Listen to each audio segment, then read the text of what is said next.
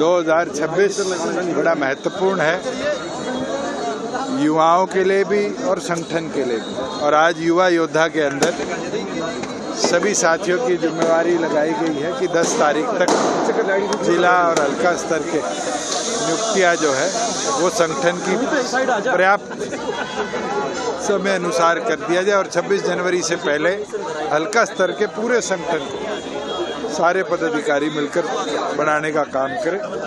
मुझे पूर्ण विश्वास है कि सभी साथी इसी तरह मिलकर पार्टी संगठन की कार्रवाई में और मजबूती में भी काम करने का कार्य करेंगे। एक बड़ी महत्वपूर्ण चीज आज युवा योद्धा के अंदर इस शिक्षा की नगरी छोटी काशी भिवानी के अंदर हमने रखी है, जिसमें एचटेट के अंदर जो पेपर के रिजल्ट को घोषित किया गया और उसके आंसर शीट को डिस्ट्रॉय किया गया, ये अपने आप में संदिग्ध परिस्थितियों में ये साबित करता है कि बहुत बड़ा गड़बड़ घोटाला इसके अंदर है। मैं तो ये मांग करता हूँ, तथ्य आपके सामने हम कल लाने का काम करेंगे। मुख्यमंत्री इस पर जवाब भी दे और क्या सरकार की ओर से एक्शन लिया जाएगा इस पूरे मामले पर, जनता को बचाने का काम करे, क्योंकि 1250 चुनिंदा चिन्हित लोगों को जो फायदा पहुंचाया गया है, ये अपने आप में एक बहुत बड़ी अनियमितता है। एक एक तथ्य के साथ हम प्रेस कॉन्फ्रेंस कर पार्टी की तरफ से पब्लिक के बीच में इसकी एक एक बिंदु को रखने का काम करेंगे। और अगर सरकार कार्रवाई नहीं करती तो जननायक जनता पार्टी के लीगल सेल की ओर से हमें अगर पीआईएल के माध्यम से कोर्ट के अंदर जाना पड़ा तो हम कोर्ट के अंदर भी जाएंगे। सरकार आरोप जो एमआर सीट्स आती है उनको स्कैन किया जाता है, उसके बाद रिजल्ट जो है उसको जांचा परखा जाता है। आपको नहीं लगता कि जो स्कैन्ड जो सीट है उनकी भी जांच होनी चाहिए, मूल रिजल्ट की? बिल्कुल होनी चाहिए। और हैरानी की चीज है, आप तो सारे प्रेस के साथी हो, 2013 में जब एचसीएस के भर्ती के अंदर अनियमितता आई थी, भूपेंद्र हुड्डा की सरकार ने कोर्ट में एफिडेविट देकर 2 साल बाद उसके आंसर शीट को जलाया। ये तो हैरानी की चीज है कि 3 महीने के पहले आपने आंसर शीट को जला दिया। ये साफ दिखता है कि वो अनियमितताएं जो पकड़ी जाती उनको छुपाने के लिए कदम हमारे एजुकेशन डिपार्टमेंट ने किया। भूपेंद्र सरकार बिना खर्ची की बात करती है, बावजूद इसके ऐसे चेयरमैन की नियुक्ति क्या चाहिए?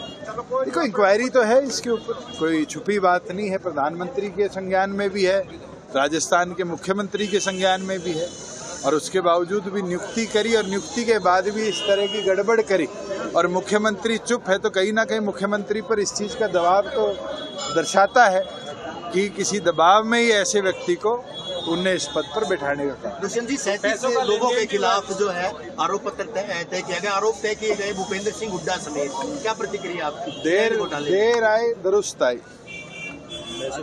जो 11 साल पहले तय होनी चाहिए थी जीत, वो आज तय हुई है। मैं तो हमारे जुडिशल सिस्टम का आभारी हूँ और उम्मीद करता हूँ कि सुप्रीम कोर्ट की जजमेंट के अनुसार जो सिटिंग एमएलएज और एमपीज के विरुद्ध 1 साल के अंदर अंदर कार्रवाई समाप्त करने के आदेश है, इस पूरे गड़बड़ घोटाले में इन 37 लोगों के विरुद्ध 1 साल में कोर्ट अपनी प्रक्रिया पूरी कर फैसला दे, प्रदेश की जनता को बताए कि किस तरीके से प्रदेश में जमीन की दलाली में जो लूट मचाने का काम कांग्रेस के शासन में किया गया, उसका मुख्य भूमिकार कौन था। भाई साहब, जो डॉक्टर अजय सिंह चौटाला का बयान, उस पर काफी प्रतिक्रिया आ रही है सरकार की तरफ से। अच्छी बात है, आप मुख्यमंत्री, पूर्व मुख्यमंत्री सबके माइक लगा के पूछ रहे। अब मुझे ये तो बताओ कि जब बच्चों के भविष्य के लिए पेपर निकला एचटेट का कि वो टीचर लगे और उसमें इतनी बड़ी गड़बड़ी हुई, तो क्या हम आंखों पे पट्टी बांध कर बैठ जाए? लड़ाई तो लड़नी पड़ेगी और जिनने गड़बड़ करी है उनको पकड़वाना भी पड़ेगा, चाहे दौड़ा कर पकड़वाना पड़े। तो मुझे लगता है कि डॉक्टर साहब ने जो बात कही थी वो युवाओं के भविष्य के लिए है। और आप सारे प्रेस के साथी हो, उठाकर देखो, इमरजेंसी में यही भारतीय जनता पार्टी थी जो खुद कांग्रेस को दौड़ा कर भगाने की बात करती थी।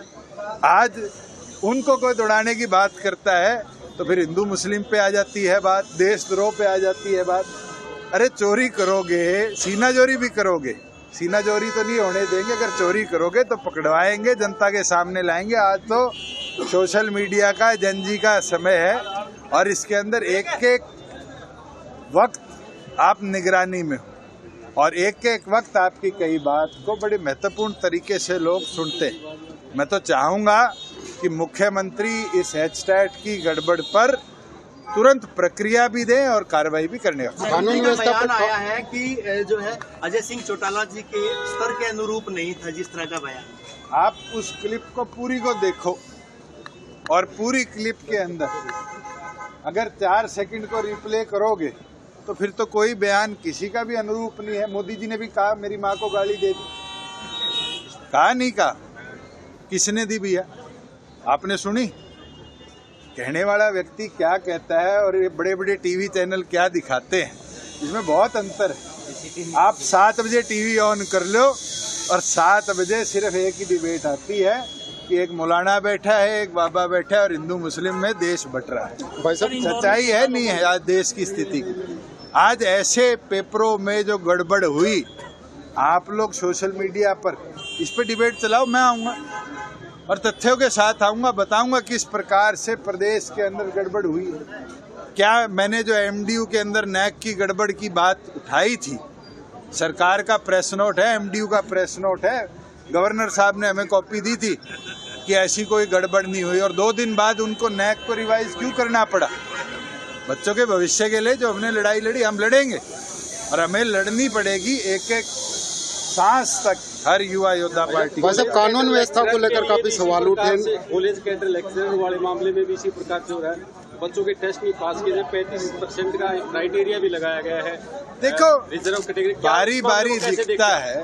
असिस्टेंट प्रोफेसर इंग्लिश की भर्ती निकली 600 कुछ, 148 पास हुए, 158 पास हुए। 4800 कैंडिडेट जो थे वो नेट पीएचडी के थे। आपने खुद रिजल्ट देखा है, 50% दूसरी स्टेट के उसके अंदर सिलेक्ट हुए। ये साफ दिखाता है कि सरकार की मंशा युवाओं को रोजगार देने के लिए है, पेपर के नाम पर उसको भटकाने की है, जगह जगह घुमाने की। कानून व्यवस्था को लेकर काफी सवाल उठे मैं हैं। उम्मीद रखता हूँ नए director general of police Singhal साहब आए हैं, उनको इस जिम्मेवारी की बधाई देता हूँ और उम्मीद विश्वास रखता हूँ कि जो प्रदेश के अंदर क्रिमिनल्स का हाहाकार मचा हुआ है, इस जिम्मेवारी को अच्छी तरह निभाते हुए उस पर कंट्रोल लाने का भी काम करें और चौधरी देवीलाल के सपने का हरा भरा हरियाणा दोबारा बना।